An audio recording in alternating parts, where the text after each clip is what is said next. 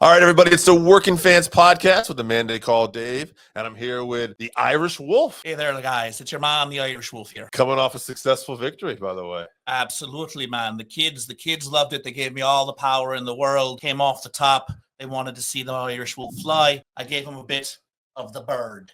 Wow. Nice. Where can people maybe see the Irish Wolf coming up? Your man, the Irish Wolf, will be...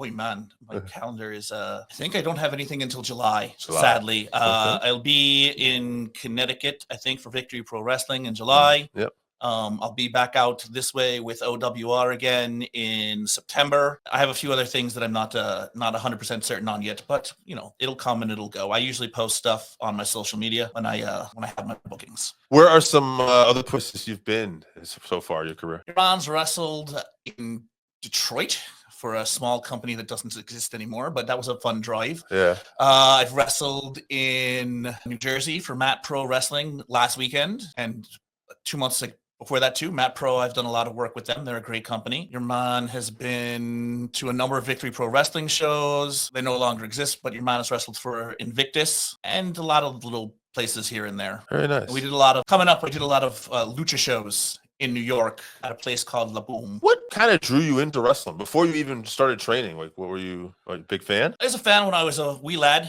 Yeah. I remember watching like Piper. Oh yeah, because I'm old, ladies and gentlemen. I'm much older than your average wrestler here. But I didn't start wrestling until I was 31. Yeah. And all the guys I'm wrestling are in their mid to early 20s. But I remember growing up with Piper and Junkyard Dog and Ricky the Stag and Steamboat, Macho Man. And then I stopped watching wrestling really after about 11 or 12. And I didn't pick it up again until in my 20s. And like Jeff Hardy was really my guy in my 20s back then, watching them. And now I just watch as much wrestling as I can possibly get my hands on. So old as well. Yeah. And I was talking to someone last week, really young, and they were talking about Jeff Hardy era, 2008, 2009. And they said, who did you get started with? And I said, Rowdy Piper, Jimmy Snuka.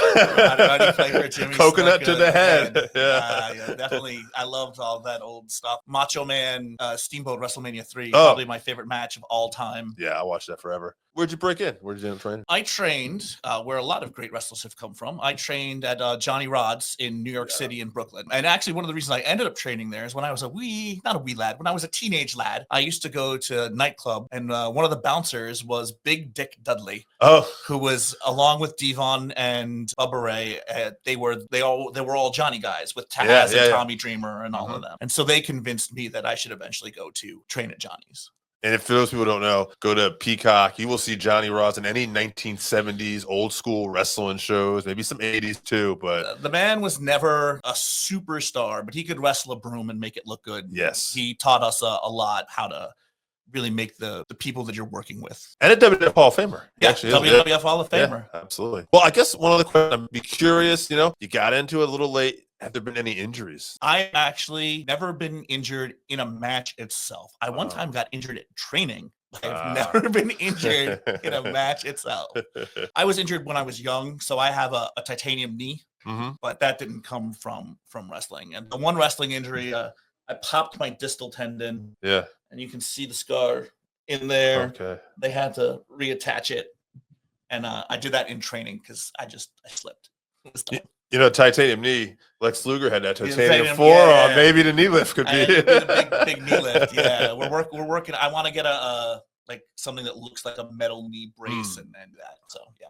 I love it. What are some of your goals wrestling? I've already reached one of my goals. I wrestle sometimes for a company called Kaiju Big Battle. For those of you who don't know, it's amazing.